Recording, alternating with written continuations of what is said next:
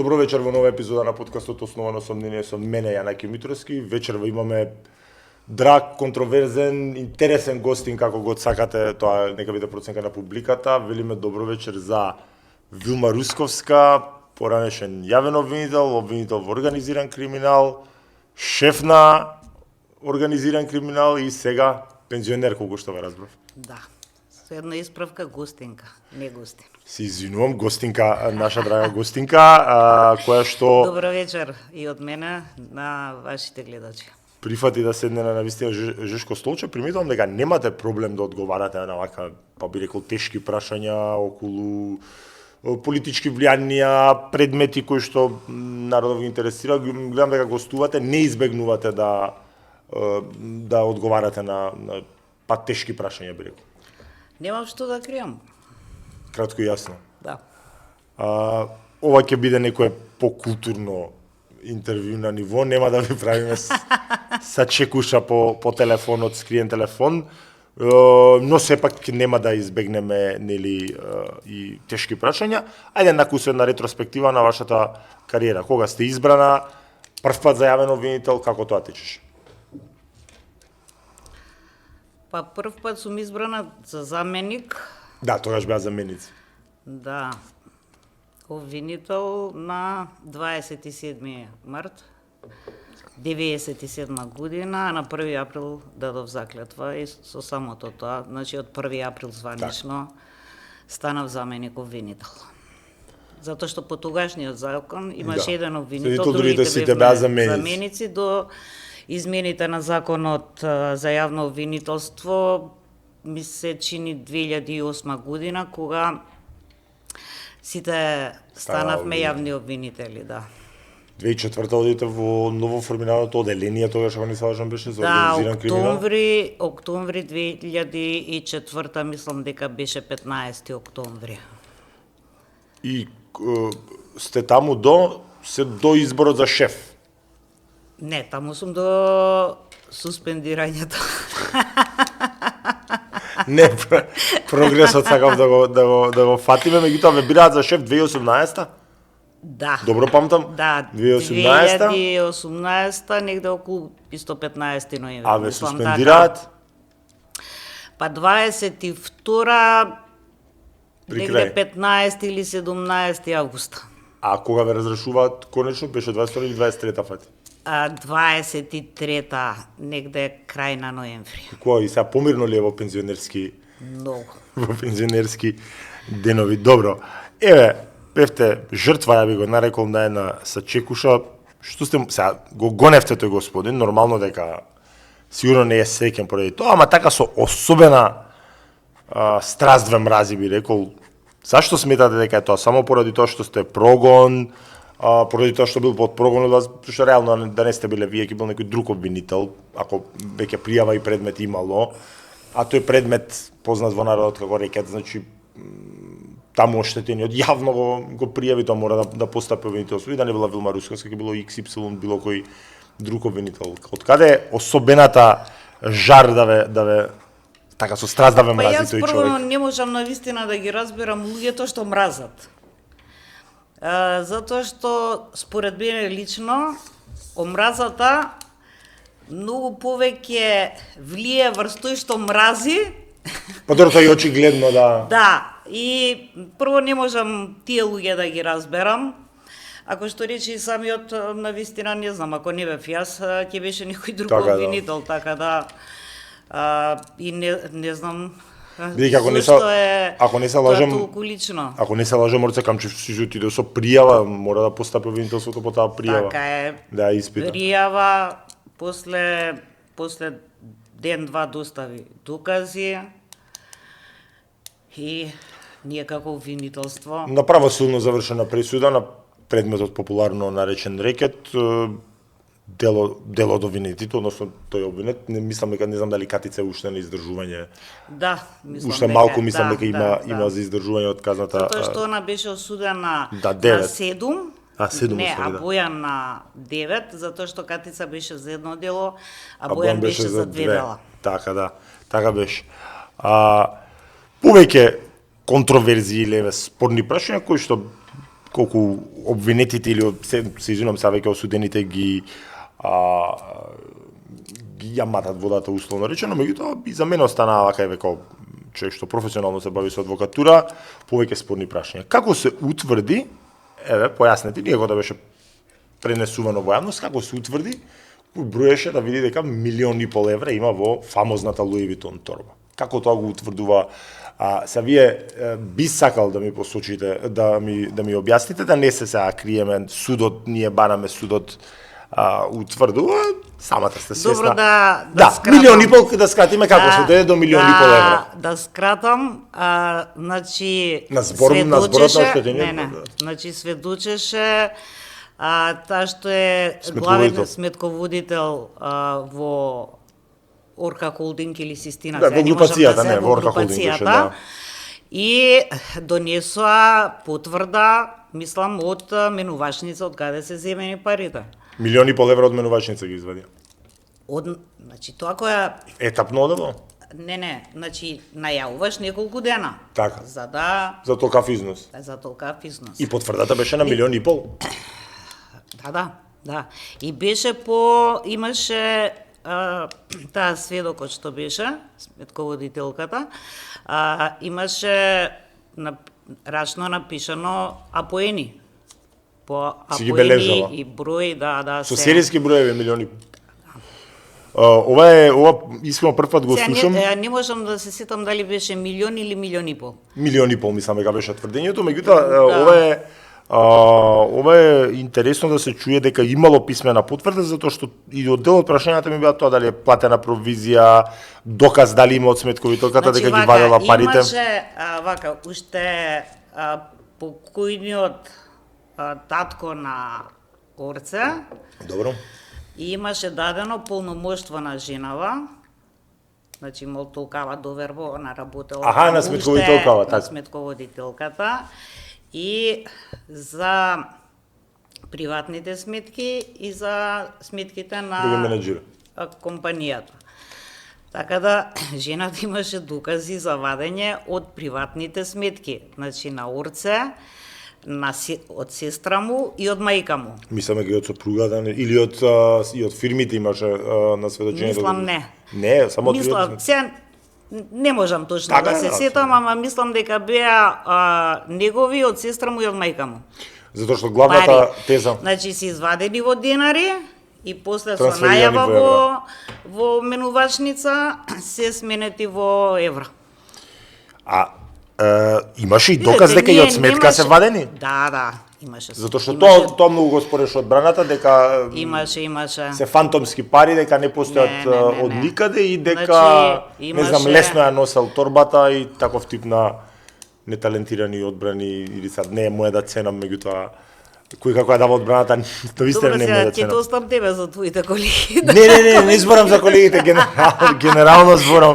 генерално зборам се да не го спуштаме нивото, меѓутоа затоа што навистина еве пред ова да го кажете, предпоставувам, ако го отворите веројатно во списите на предметот ги има. Може да се провери во списите на предметот. Ги има овие овие што тврдат дека не е така, не спомнале до сега дека има таков доказ, затоа што главното беше нормално, да, меѓутоа ова фактички ги појува сите тврдења дека се работи за фантомски пари, односно непостоечки, затоа што видите, се од видео, реално од видео снимката не можете да утврдите. Видите, значи ние имавме при вештачењето на телефонот на Бојан Јовановски, значи веднаш по зимањето на парите, значи на фотеља во домот на неговите родители, се наредени парите и се сликани. Така. Значи, по локација, време имавме, нели, кога се вештачи телефонот. Да се поврзе, да. Така да не се апсолутно... Одоси се сликал со парите? Не, само парите беа сликани. Така да, јас. Меѓутоа од неговиот телефон екстрахирано? Да, од неговиот телефон. Локацијски во и време и локација, да. Сведочеше сопругата им, нели, моја колешка на Орце Камчев, Ана Камчева, дека му однела на Бојан 350.000 евра овие во НССР. Овие беа дел од вкупната сума од 1,5 милион или додатни? Не. Значи овие беа додатни. Тие се некогаш пронајдени или не се пронајдени ни овие други? Да, имаше многу, видете, многу шпекулации кај завршила Луи Витон торбата.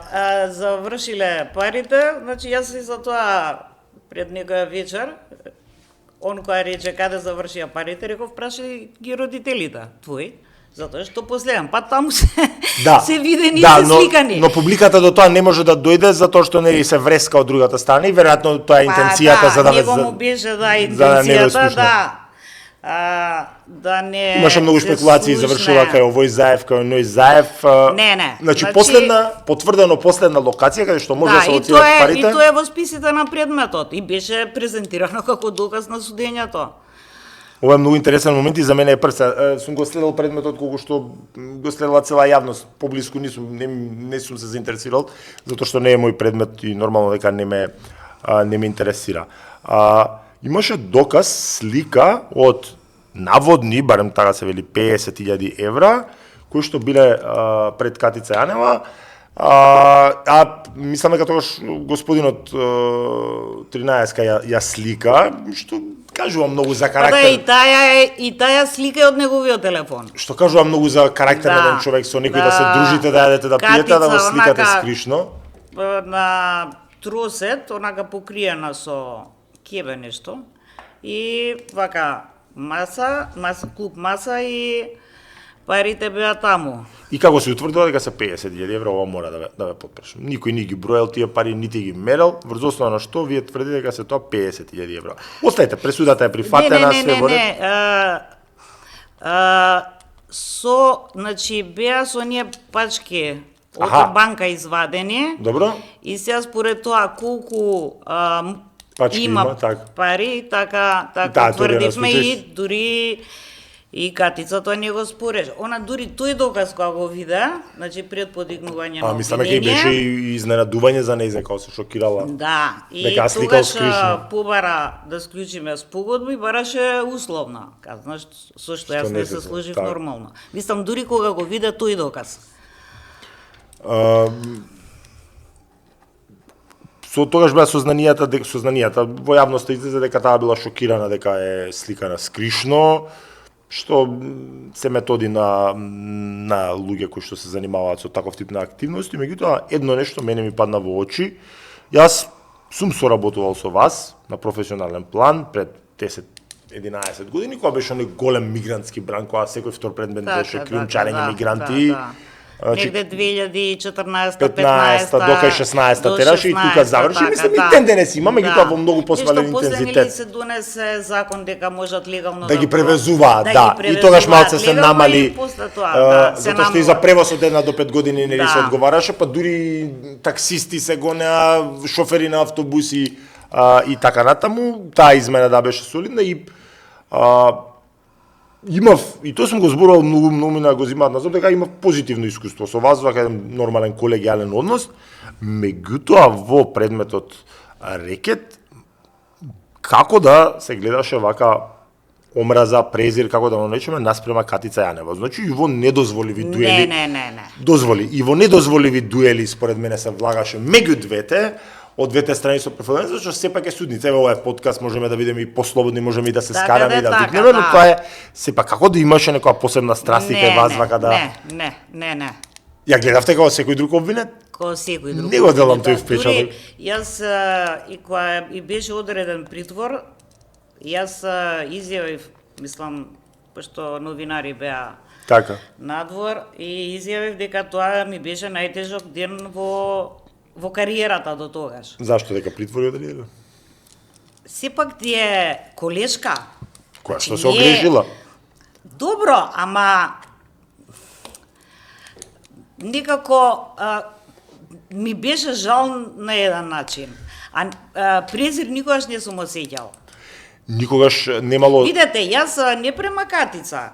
Никој ако ми испровоцира у судница, мене ми така сум си јазичара, па сум одговарала. Никогаш не сте имале пример завис према условите, позицијата со која што располагала. Знаете како во тоа време Катица Јанева, не сакам да навредам, ама толку лошо се излизга затоа што во тоа време пред колку 8 години, кога и многу повеќе вредеа парите со многу помал процент инфлација, таа имаше легални приходи од, не знам, 4000 евра, кои што сега би биле 6-7, например, и да се дрзнуваш да влегуваш во такви играри, по она што јас го разбирам, не ни видела некој многу пари, или дали биле тие 50.000 или гарнитура, како што се спомнуваше, така да доста неславно заврши, имаше навистина многу убава позиција, која што сега да не се лажеме, секој од вас ја посакувал. Не, дека не... имаше ли завист? Јас, уште кога се донесе законот, За СЈО, него ни прочитав, искрено да кажам. Добро. И воопшто не бев заинтересирана, не да бидам шеф таму. Да бидеш дел од тимот. Него да бидам дел од тимот. Едноставно,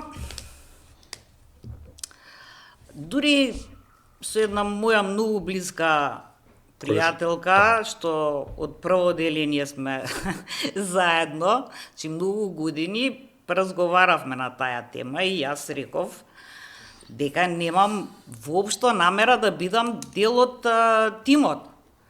Зашто? Некако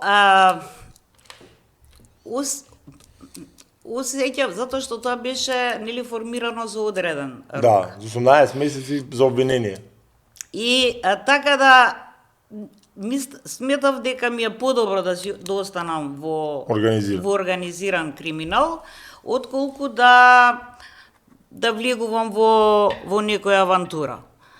Добро, легитимно. Видете, ако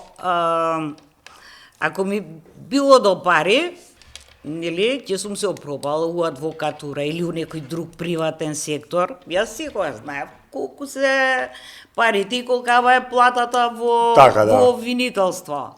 Така да, некако тоа е сега спомнување 4000 евра, да, кој не би сакал. Ама сакам државата да ми ги даде за тоа што го работам. Јас.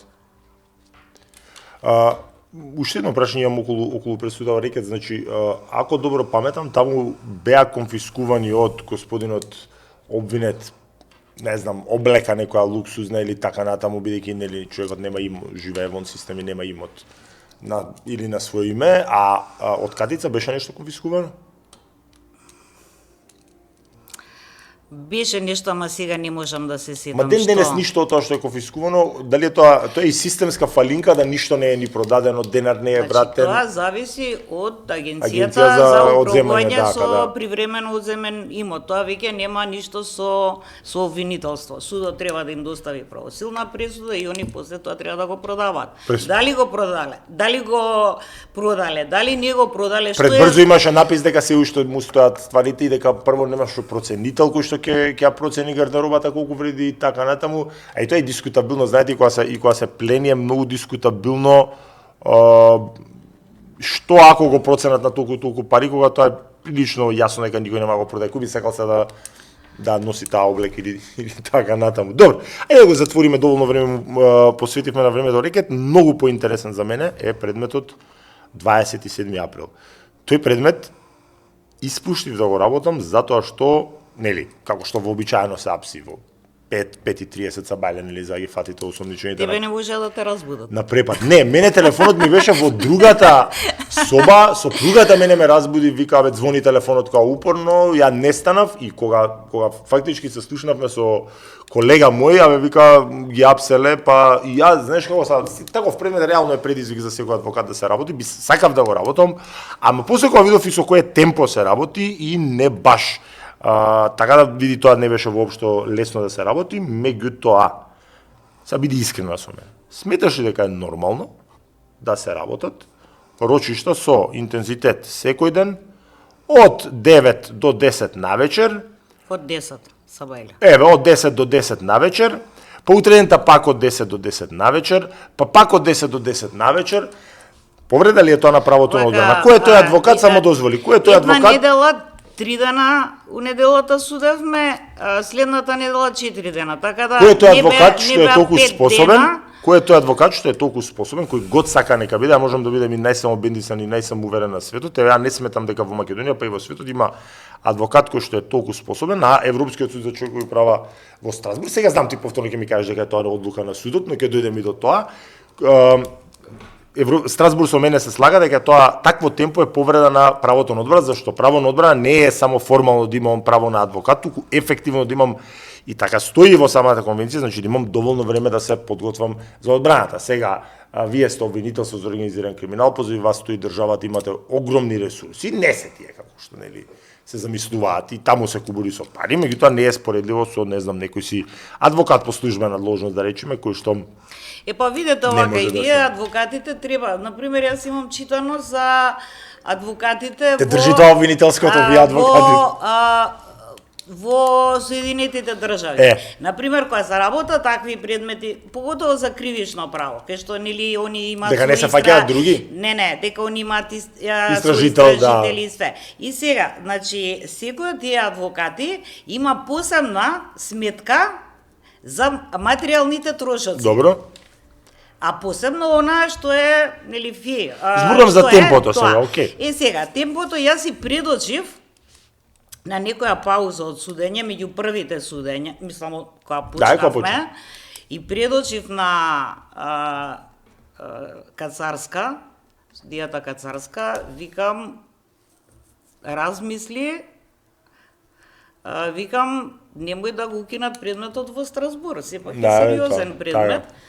И она ми тврдеше, сега колку е, точно не знам, дека има пресуда од Страсбург, каде што, се не можам точно да ги цитирам, Добро, зборовите да. сепак многу Јасно. време помина, каде што има, за тоа има оправдани причини и не знам. А Она ми оправданите рече, причини беше предметот да заврши пред председателските избори, за да може Заев да мафта да рече дека ги осудили. Тоа беше моето сваќање како вака од страна гледано. Значи кои беа оправданите причини? Види, предметот е притворски окей. Дали мислиш дека мене ми се седеше у судница 12-13 Сигурно дека не, сати? сигурно дека не, затоа велам дека ти повторно ќе ми Значи, кажеш. види, судот значи дека е- истрагата траеше 4 месеци, после на 27 март ми се чини, беше подигнато обвинение, а судењето почна на 22 август. И сега, сепак, и колегите адвокати, значи имале доволно време да ги проучат списите и да си ја спремат одбраната секој за својот клиент. Ти не го делиш мојот впечаток дека се Не брзаше можеш- да заврши не пред можеш- председателски чекај. избори. Види, Па заврши ја пред цел председателски живот избори. сум била обвинител. Добро. Значи, Тоа е твое да гониш.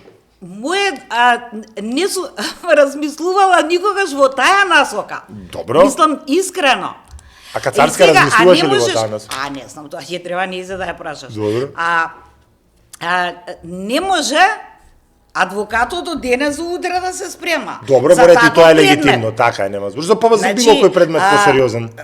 Истрагата и подигнување на обвинение и закажување на првото рочиште, сепак сметам дека секој од колегите адвокати има доволно време да ја спремат одбраната, а не да чекаат, сега денес ова, сега ќе се спремам за утре. Мислам, тоа е недозволиво. Во тој дел се Ќе согласувам. Ќе се сложиш. Апсолутно така се да, согласувам. И не сметам, јас лично, не сметам дека со тоа е нарушено правото на одбрана. Јас не се согласувам, но се согласувам со делот, апсолутно се согласувам со делот што кажеш, дека од денеска за утре таков предмет не се спрема. Например, една колешка Ружица, сега не знам како се презиваше, Добро. она, жената и сведоци нашла, направила Си ја записници. завршила работата. Ми достави примерок од записниците од сведоците. Значи, Од 311 што си ги прибирала сама, така значи, да. тоа Ружица се Николовска. имаше. Заборев како Да, се презива, мислам дека ти да, за сигурно, таа колешката, да. сигурно повеќе знаеш. И браво за нејзе. Значи, одлично си. И не може никој да ми каже дека било кој од колегите адвокати што застапува обвинети на судењето, немале време да се спремат. Вака се. Повторно ќе ми кажеш, но меѓутоа аз чувствувам потребно мојот став да го кажам, затоа што нормално ти ќе ми речеш, прашај Кацарска и тоа е fair enough, може некош ќе имаме прилика и да ја прашам, иако не би сакал. Вака се. Предметот беше воден на начин кој што бил воден, ти јас сметам дека е повреда на правото одбрана, ти не сметаш и не е страшно да не се согласиме. Факт е, дека се брзаше да се заврши пред председателските избори првиот круг, се заврши пред председателските првиот круг. Исто така е непобитен факт дека веднаш после тоа судење Добрила Кацарска беше наградена со, знаеме кој е супер атрактивно место, напред уставен судија, па председател на уставен судија. И сега не може да се преме слепи дека тоа не го гледаме и дека е тоа така случајно, при што многу пати сум говорил и со многу од луѓе во 27 април се знам и тоа ми го замерува дека Добрила Кацарска за мене ден денеска е една од најдобрите судии што суделе во кривичен суд и тоа е факт. И е многу жално, она е од крајот на 80-тите, ако не се лажам, судија. И е многу жално да претходно не прогресирала. За жал кај нас тоа така функционира, не бараат секогаш баш квалитет, не е тоа секогаш мерило, но на крајот од својата кариера, за жал, се продаде на политиката. Тоа е мој личен став, не претендирам да биде вселенска вистина. Ја знаевте ли вие, однапред, пред јавноста да дознае пресудата? Не. Од каде излегуваат тие информации дека вие со некого сте разговарали, сте му кажале дека... Тоа е од буки. Тоа е од буки. Значи вака, во меѓународ, не, не го излезе. Дека на некој сте му рекле ќе бидат високи казните, една ќе биде ослободителна. Не, вака. Значи јас имав кажано негде дали веќе кога течеа завршните зборови или како, сега не можам да кажам, новинари. И јас реков, или ќе биде ослободителна пресуда, значи во пресуда, значи за сите обвинети. Или ќе биде ослободителна пресуда, или ќе бидат високи казните. Значи тука нема средина. Се толкувало како... Значи, тука нема средина, Јанаки. Значи, минимумот е многу висок. Минимум 8 години, или 10. 10. А така да, викам, или ќе биде ослободителна пресуда, или ќе бидат високи казните. И тоа сакаш да ми кажеш дека се изврти и се толкуваше дека сте договарале пресудата со Кацарс. Категорично негирате дека сте знаеле пресудата и дека сте се договарале со судечкиот совет. Сега таму беше совет, не беше нели она персонификација. Значи апсолутно бев службено во Германија кога се објавуваше пресудата. Замолив да ме ослободат да ми извинат од состанокот уствари. И излегов надвор да ја слушам. И после прашале овие што беа со мене. Добро. Тоа беше, мислам, бев со луѓе од Народна банка и од полиција. И прашале, вика, што е работата, вика, еден многу битен предмет за државата, вика, ја слуша сега објавување на пресудата. Значи, апсолутно не знам. Правната квалификација. Една од најспорните, јас, прво, ако си ги следела моите настапи јавно, никогаш не сум дал поддршка, напротив, секогаш сум го осудувал тоа што се случи. Прво, недозволиво да се влага на таков начин во собрание и да се тепаат пратеници или било каков неред да се прави. Не можеме да збориме дека исто така недозволиво да се пеат, што е апсолутно недозволиво, химни на други држави, дали е тоа смислена провокација или не, времето ќе покаже. И секогаш сум, дел од нив ми се и добри познаници, сме се дружеле, имам еден мој другар заглави во другиот предмет со села, тој беше одвоен, тој не го водевте вие.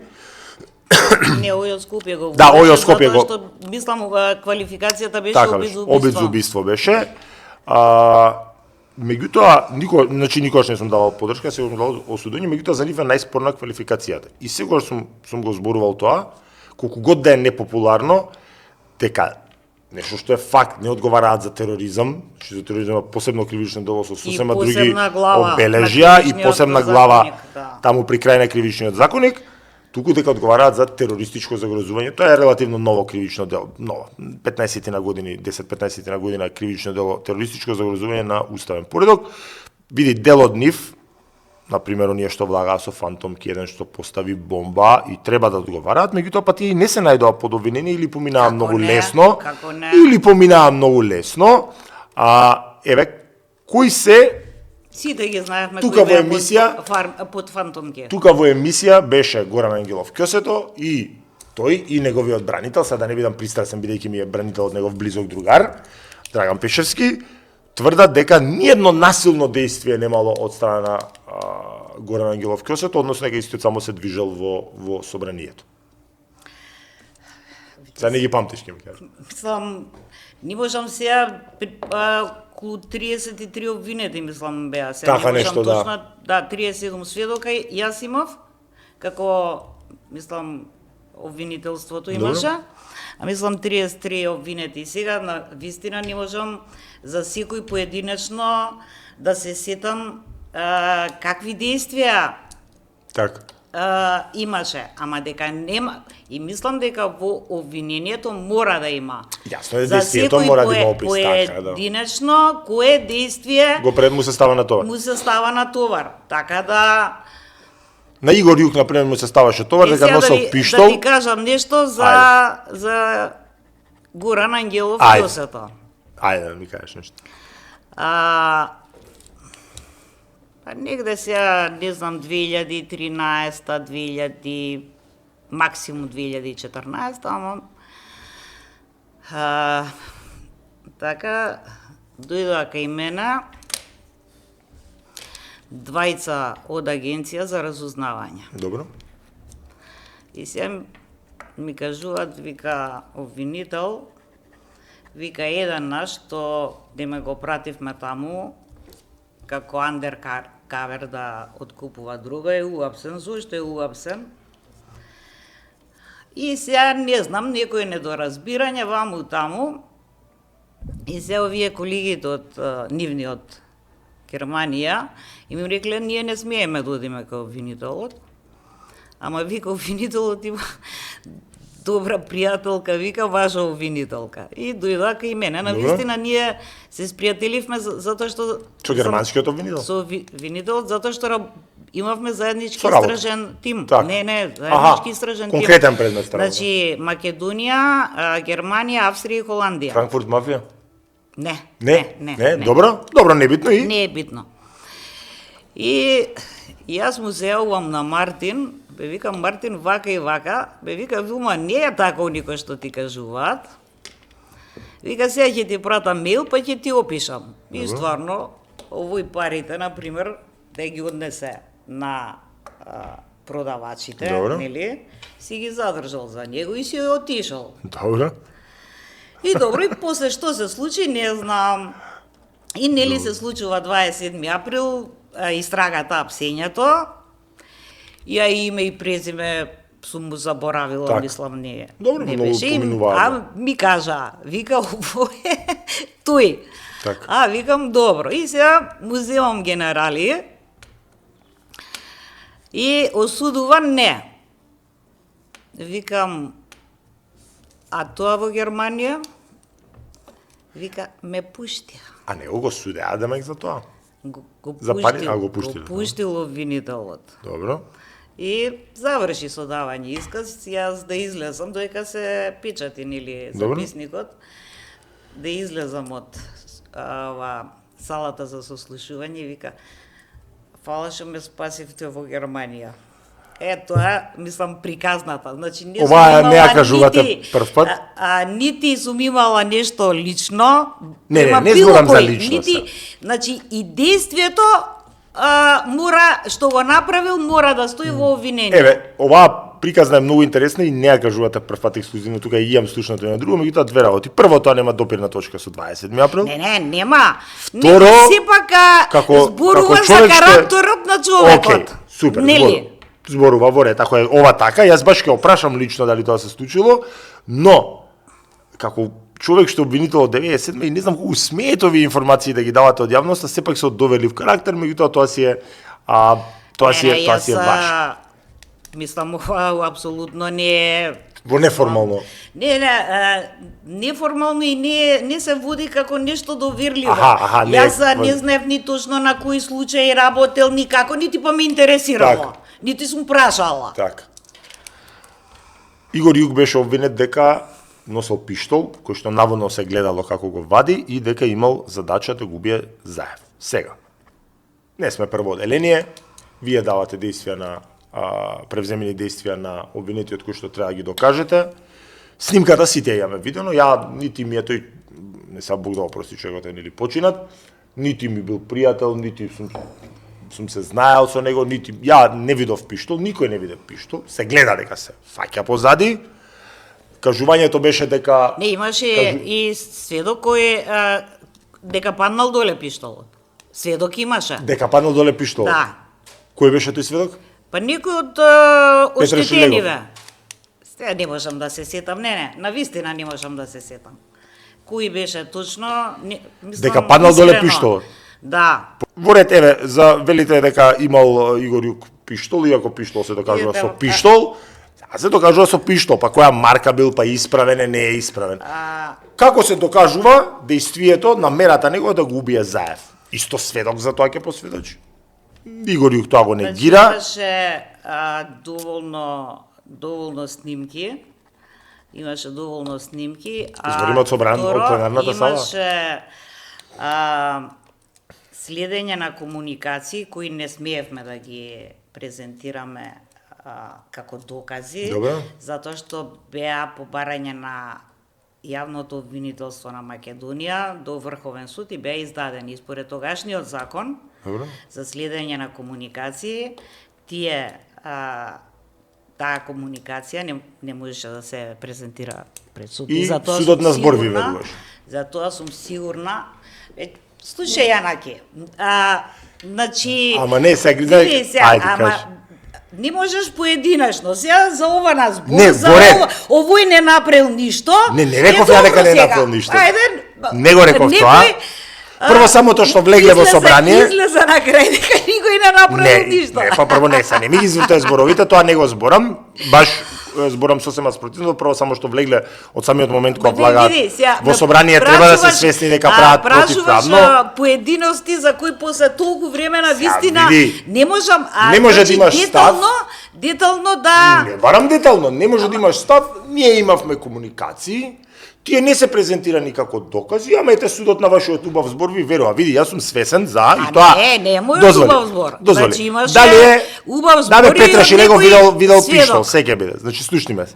Мене ми е следнава болка. Сега тоа на сите бранители ми е болка. Значи дека судот, тоа колку ќе се согласиш или не е важно, затоа што многу добро знаеш без разлика дали тоа јавно ќе го кажеш или не, и тоа секој обвинител и бранител и судија го знае дека генерално во Македонија, значи обвинителот е ултра привилегиран во постапката. Ултра привилегиран, статистиката е убиствена. Никогаш во Македонија не паднал процентот на осудителни пресуди под, ова не го зборам на памет, 92%, а имаше години во златно време Груево 12, 13, 14, кога дојдов до 98%. И се да ми извиниш, Вилма, тоа е на степен на непогрешливост. Значи, ондак не треба да има суд, вие сами треба да судите, дај ми пресуда, виновен и идемо дале.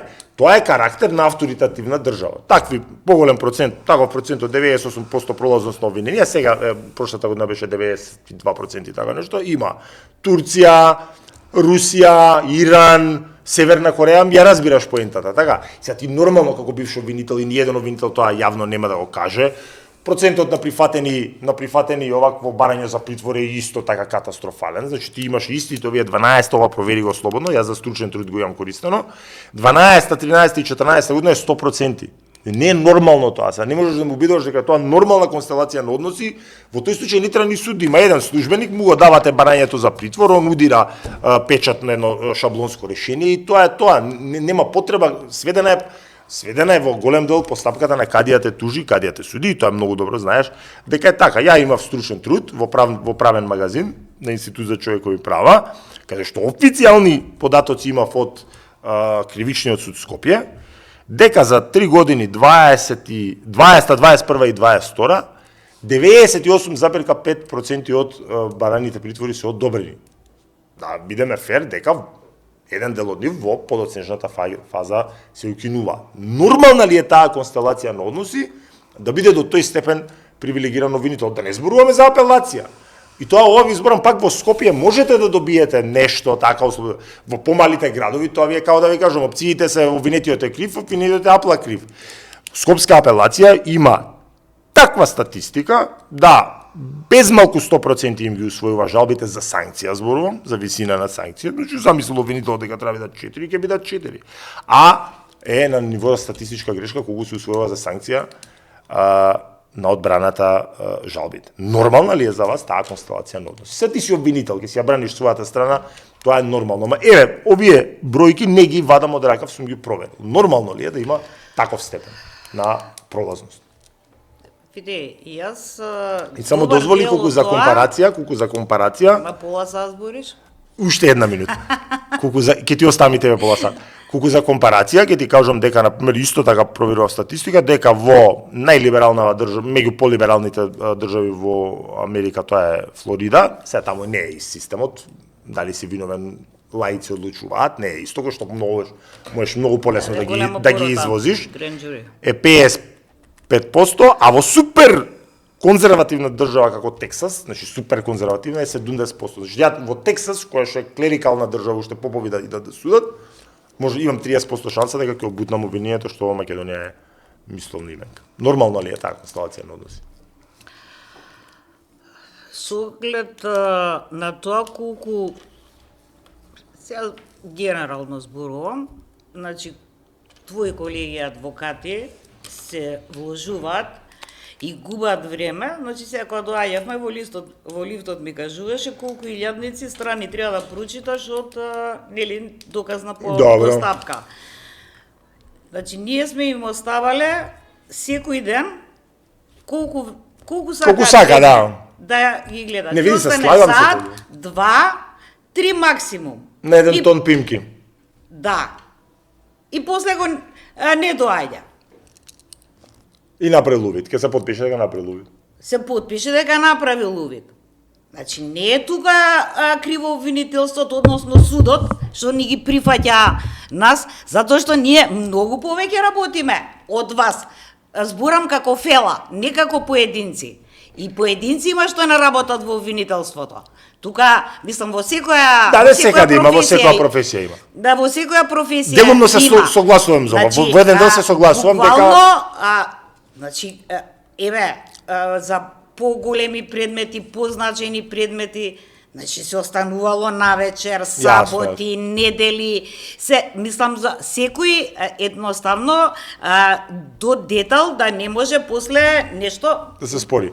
Зборувам за нели предмети кај што јавноста е позаинтересирана. И уште нешто да ти кажам, беше во тек исто измената на Закон за кривична постапка. Ја бев во групата за кривичниот законник и за кривична постапка почна работна група и се твои колеги тука во ходникот и застана. Вика, шо правите со законот? Ние вика треба да работиме исто колку и вие. Викам, вие и по овој закон треба да работите исто колку и ние. Значи, апсолутно јанаки, значи, добар дел од тој висок процент е... Дека се мрзливи адвокатите. Значи, дека не вложуваат, не дека се мрзливи, дека не вложуваат доволно труд. Добро, јас немам проблем да делумно да се согласам со тебе и значи, не бегам од самокритика. Во тој случај не би бил 92-93%. Ќе биде 89%. Не, него, еве, во најлош случај како Тексас. Не, остај са Тексас. Има вистина во ова што го говориш и ја не бегам од искуство. Не е искуство и тоа е моето искуство. Како значи гледај обвинител. Така е. Јас се согласувам со тебе. И дел од адвокативе, јас мене ми е многу жал што е тоа така, јас сум многу заљубен во мојата професија, ја ги нарекувам клати главци. Ама тоа повторно коренот на проблемот ќе го најдам во таа недозволива симбиоза суд-обвинителство, затоа што постапката се сведува на волјата на обвинителот. Не можеш да му убедиш дека имам фер судење кога судијата чека обвинителот да му каже дали ќе пројде пресудата што сака да ја донесе или ќе има жалба, бидејќи на жалба на апелација се знае дека прв пат слушаш. Тоа се милиарда пати се случува. Значи добре, ајде сега таму. Не може да биде фер судење кога прво прашање ќе биде на судија кога ќе влезете дали ќе признава вина. Значи, види, сега ние мислам разговараме и неформално со судиите, значи ја имам мене судија кој што многу го сакам како човек, мене тоа отворено ми го има зборено без задршка. Па ние вика веруваме на колегите дека они нема туку така да пуштат обвинение дека има докази. Пресумпција на невиност подразбира да не му верува на обвинението, па ако се докаже да му верува, меѓутоа еве делумно се согласувам за тоа и дека дел од адвокатите се позитивни, се пасивни, нема збор дека е тоа така и дека сега треба и предметот предметот, па не би лицитирал се со бројка, затоа што и од обвинителите дел се пасивни, ама се свесни дека ќе им помине што год. Дали за предметот 27 април од вас бараше Зоран Заев преквалификација на делот? Во насока на обезбедување на доволно поддршка за знаеме што за промена на уставот. Да. Да. И еве, ја и те почитувам, сме работеле пред 10 години кога да е со тебе, немам зла мислење, сметаш дека е нормално тоа да имате да си на линија, па само за ова што го збориш треба да има повторување на судињево, да кажуваш така ладно. Чекај. А зошто да има повторување? Тоа смени нешто? Не. Затоа Ја што... направив преквалификација? Не. А ги диктираше ли казните Зоран Заев? Дали имаше... Значи јас за Ама казните... самата комуникација е спорна бе. Да, казните ги дава судот. Значи не ги знаев казните. Ама самата... Значи не ги знаев. За тебе е неспорно да ти се ова премиер и да ти кажува направи преквалификација. Прво види. Па ја го одбив. Ама зашто има слобода да го побара тоа нешто од тебе? Ај од таму да тргнеме. Ама види. Тоа за тебе не е спорно. А сите политичари одослободно си зимаат слобода. Од осамостојувањето на Македонија. Гледам и у регионот е така и во Србија е така и во Босна веројатно и секаде. Они мислат дека треба обвинителството да им биде под нивна контрола. Ја тоа го имам кажано. Добро. Ја не мислам дека е така и јас реков јас не. А вас викам, ако ви треба нешто за политика, донесете си некој закон. И си го донесоа, да. И си донесоа. Закон за амнестија за кој што одлучи судот дали ќе се даде, а не по сила на закон. Побарање на... Ама не е така, амнестија се носи и не ве прашуваат дали треба да ја прифаќаш или не, меѓутоа не се, но вака. Ова, еве секоја што го зборувате, меѓутоа го зборувате од кога ве разрешија, односно од кога те разрешија, ако може и на ти да го се едно. Во претходни интервјуа, многу добро памтам, кажувавте дека никој не ви вршал притисок. И са кој добија две точки? Ама не. Како не е притисок да ти се јави премиер и да ти рече... Ама тоа е во корист на обвинетите. Значи не ми вршел мене некој притисок. Не е важно, не смее тоа да го прави, да се јавува и да ви кажува кој... Еве, например, еден од обвинетите, нели што го зборевме претходно, кажува дека заедно со Заев сте се договарале кој да биде обвинет. Не е точно. Не е точно, апсолутно. Чекај, случај да ти кажам. Па Зоран Заев на еве за организаторите рече, а овие не се криви? Биле изманипулирани. Да. Така? Да, така имаше, да. На сведочење. И сега он ги пишувал казните. Мислам, а секој може, мислам, слобода на говор почитува. Така да. Секој може да каже што сака. Јас тврдам дека јас казните не ги знаев. Значи најодговорно тврдам. И дека не сте примале влијание за кој да биде обвинет во зборот во 27 април, не за организатори. Тоа не е политички моќни. Не. Апсолутно не. Во ред. Ќе го заокружиме, нели, 27 април е како најтежок дел од овој подкаст.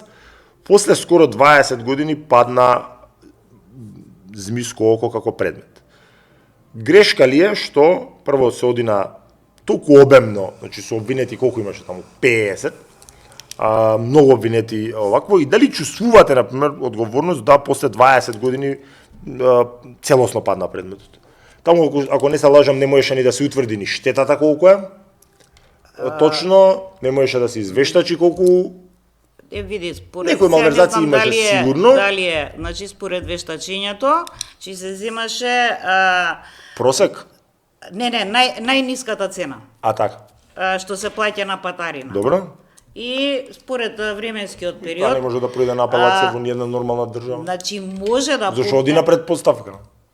Оди на предпоставка. Тоа е во корист на обвинетите, нели, најниската цена. Второ, кога се донесе првата првостепена пресуда, јас сакав да пишувам жалба за целата пресуда. Добро. Да се укина пресудата. Тогаш Шврговски беше републички обвинител и тогашниот мој шеф Јове немој вика бари само за демек ослободителниот. Имаше и некои слободени. И, значи, беше изузетно лошо напишана и јас си кажав на судиката. Кој беше судија? Сега Небитно, не би Добро. не би И небитно, не ми текнува на вист. Да. И не е ни важно. После емисија можам да ти Но кажам. таа е у името на граѓаните, да, Не, да. И така да беше исклучително лошо напишана пресудата, така да јас самата како обвинител сакав да се укине. А таков предмет веќе голем кој ќе се укине, тој е веќе пропаднат предмет. Еве, визави ова што говоревме за нели еднаквост на странки, пошто ти сметаш дека е таа дека има еднаквост меѓу обвинителот и и бранителот. Ама треба вие да се изборите сами за тоа. Не можеме ние да биеме вашата. Не можеме ние да биеме вашата битка. Така, апсолутно. Секој си сноси одговорност. Едно просто. Чекај, само да ти кажам, за 27 април. Од еден твој колега од внатрешноста. Добро. Ми стига барање. Добро. Да ми ги сослушате овие сведоци. Кој што може и сам да ги сослуша, кај него канцеларија да си направи записник и да ги даде. Значи, он влегува во таков предмет, ЗКП не го прочитал, а не доказите во предметот. Сега збориме за генералната слика, не за индивидуални колеги. Ја ќе ви кажам, и јас ќе ви кажам дека на 16 рочишта не доаѓаше обвинител предметот застари. Сега као да ти обяснам, добро, после го разрешија. Го разрешија. Сега. Вас не може никој да ме разреши. Тука е работата. Да, ама ја така го се однесувам, нема никој да ме ангажира. Вака се. Еве, од кој влегуваат генерално обвинителите во основниот кривичен суд.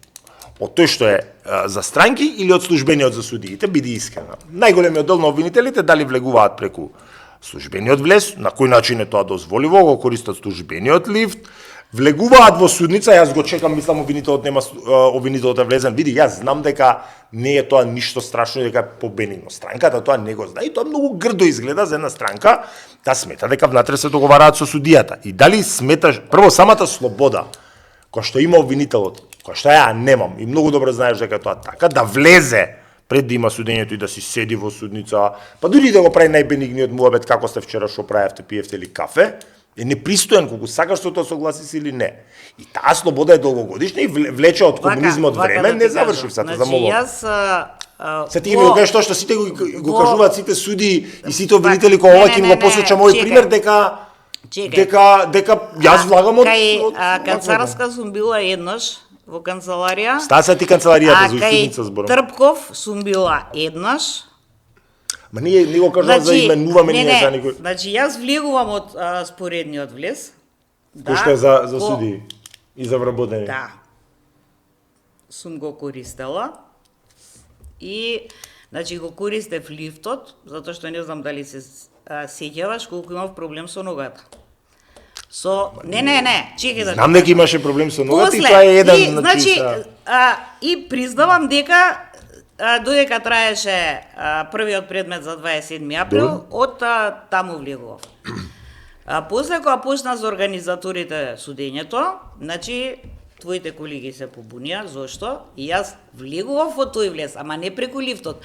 Одев до главниот и по скалите се качував. Поентата е друга и сам многу добро ја разбираш, значи самата слобода дека еве јас мојата анегдота си ја слушнала дали со лифтот кога се отвори основниот кривичен суд, сум ја зборувал и по советување. Значи еден лифт. Прво, тој што правил зградата треба да се уапси, значи тоа е катастрофа, горе нема уходниците, има прозори, во судниците нема, сега е веќе претопло. И има еден лифт во најголемиот суд кривичен на Македонија, тоа е катастрофа. Значи мора да има лифти за странки и за вработени. И мама по еден е малку. Да, не може без тргнете од најбанален пример, кој што е навистина банален, кој што мене лично ми се случи. Тоа беше на почетокот, само што пуштија зградата и многу беше гужва на големиот лифт, јас доцнев. Отидов да го фатам, нели, споредниот лифт. Ми се сипа полицајецот и ми вели, ова е, вика, за судии лифт. Ја му велам, обвинителите го користат. А вика, тоа може, вика, ма они смеат. Ја викам, по кој основ смеат? Па така нареди председател. Викам, дај ми да видам наредбата, условни нареди, ја викам, звони му на председателот, се собрат тројца полицајци, ми вика, ќе те приведеме. Ја викам, едва и чекам да ме приведете и сега не можев и најето да си го истерам затоа што се заглави лифтот горе, па морав Пешки да се кажува, ама чекај, ова е банален така, пример. Ама чекај, значи Ова е банален отиде у пример, кој што е таква многу јасно, не. баналност. Баш од таа баналност, јас се гледам кој е како кој тоа постапката, седиме стигнавме, на... не, чекај, како тоа Од стигнавме 98% пролазно. недоволната ангажираност на адвокатите Ама тоа твое кажување. до тоа дека обвинителите се возеле. Тоа многу јасно кажува кој е кој. Тоа многу јасно кажува кој е кој. Тоа многу јасно кажува кој е кој. Судската полиција очекува дека е нормално што да збориме за судиите, меѓутоа не се. Еве, ова ми е поентата, вака. Знаеш ли кога ќе се согласам дека се еднакви обвинителите и бранителите? Кога јас ќе имам можност... Кој ќе ги работите предметите исто колку и ние? Ама са што е тоа ние се и ти ми викаш така има обвинители што не работат? Значи Ама тоа е пак поголемиот дел индивидуално. многу работи. И ја викам дека поголемиот дел од адвокати многу работи. Гледај се. Кога јас ќе имам можност да на апелационен судија му кажам дека ќе го истресам од гаки и за тоа нема да сносам никакви последици. Никакви. Па мене ја тоа да му го пишам на апелационен судија, полиција на врата ќе ми се растури. И затоа не ме убедувај дека е нормална таа констелација на односи, затоа што не е нормална и на крајот на денот апелација има право да укине притвор. Притворот и по правило кај нас се користи како средство за присила, иначе треба да трае најкратко можно и се согласувам со твоите критики дека не е просторијава климатизирана, затоа што јас почнав да го осеќам и затоа ќе го придвижиме кон крај.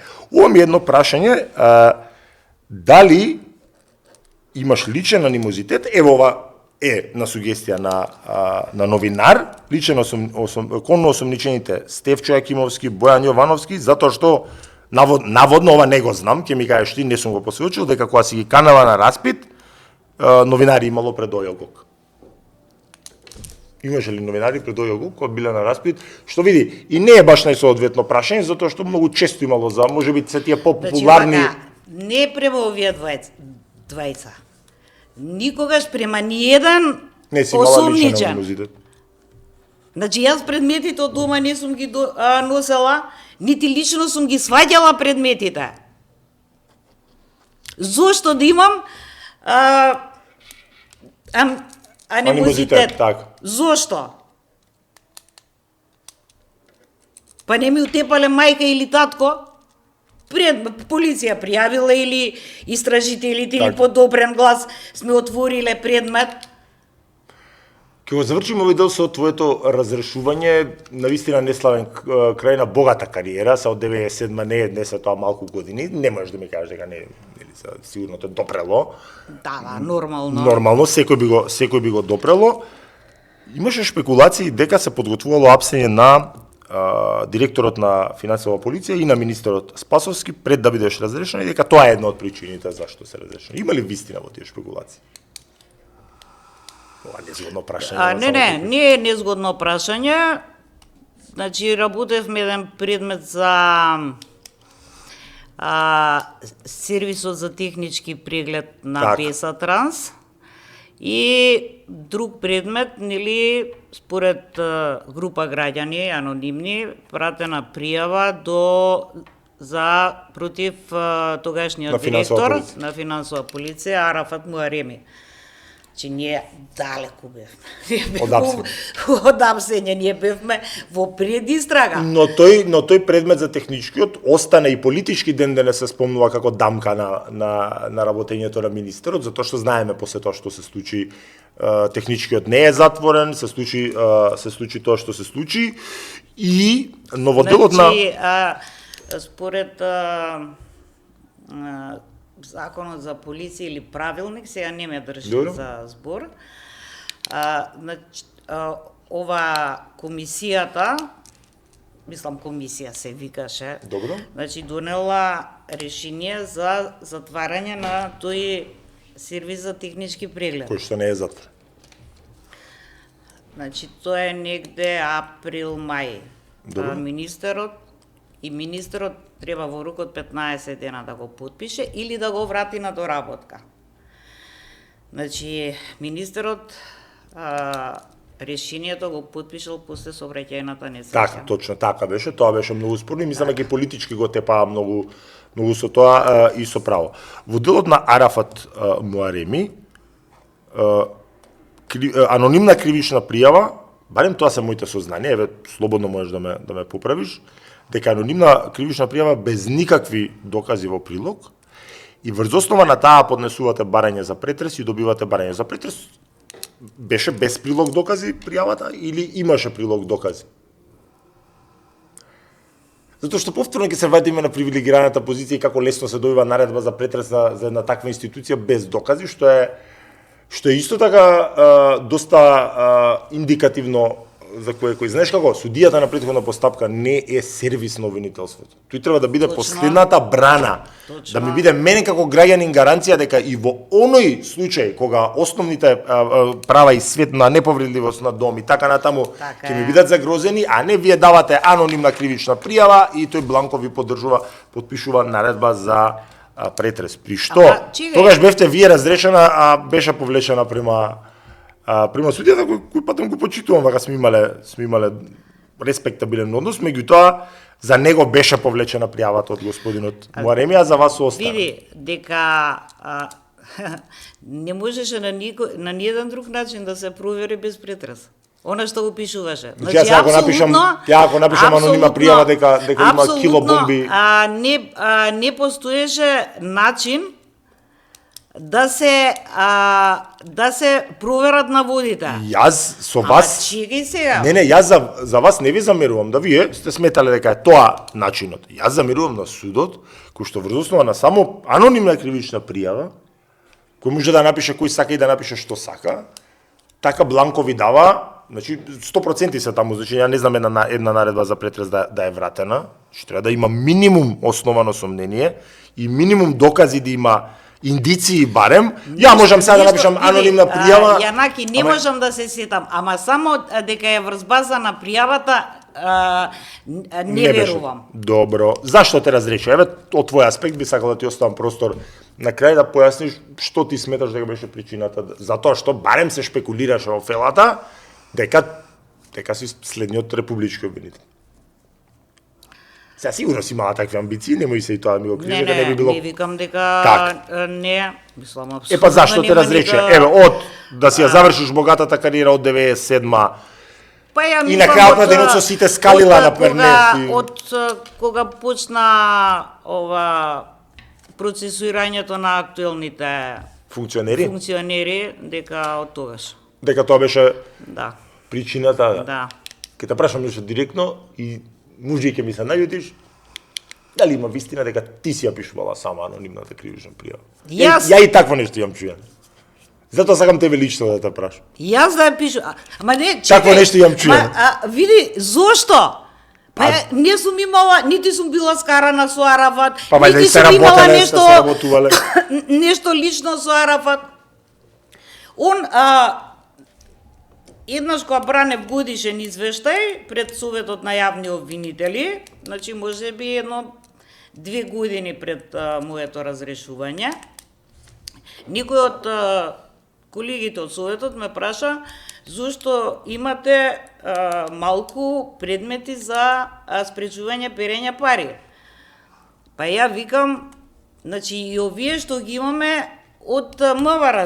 Ние викам од финансова полиција немаме ништо. Само 2 пријави имаше за текот неговиот мандат, ако добро знам под номинарски написи, дека во текот на целиот негов мандат има само 2 пријави за перење. И викам од финансова.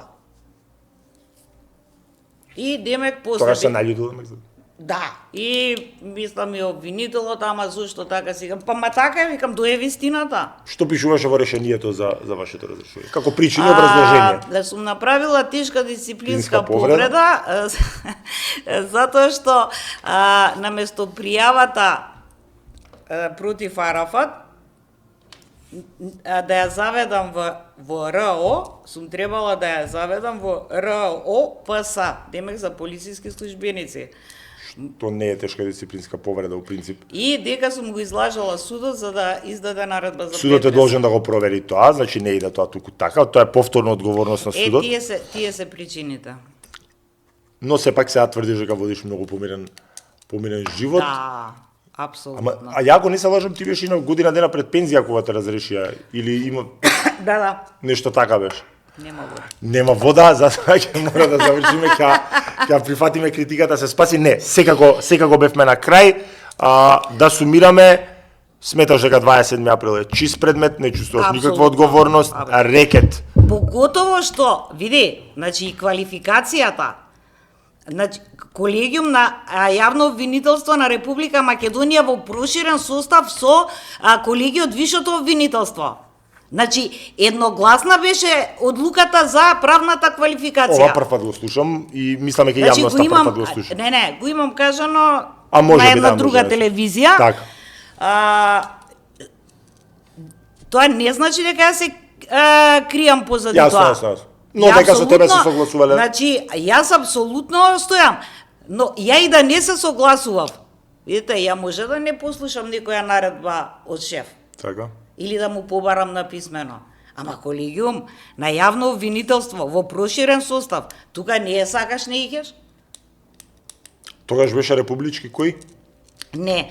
А кога го реферирав во време, значи пред носење наредба за истрага, веде беше Лилјана Спасовска. А да, зашо Марко беше разрешен тогаш? Веде беше, а после во декември мислам го избраа Љубомир Јовески. Така. Ти благодарам на одвоеното време, ќе биде Волам. секако гледана емисија, одлично се држиш на тешки прашања, тоа мора да ти признам. Фала. Секој е добро.